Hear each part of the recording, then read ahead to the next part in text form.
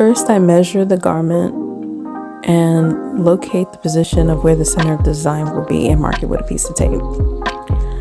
Then I flip the shirt inside out so that I can get access to the back of where tape is located, and I also make sure that I double check where the tape is so that I know where I am positioning the stabilizer.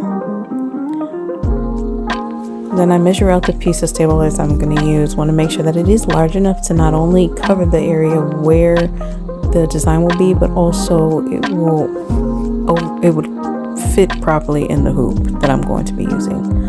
I spray the adhesive, and once I feel I have an ample amount to secure the stabilizer down, I make sure to rub that down nice and flat, and then flip the shirt back right side out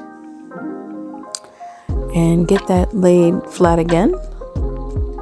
And I feel the area where the stabilizer is located and make sure that it's flat and that there's no ripples or bubbles between the shirt and the stabilizer.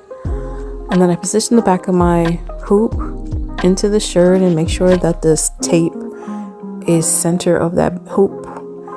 And then I put the two pieces together, and voila, you have the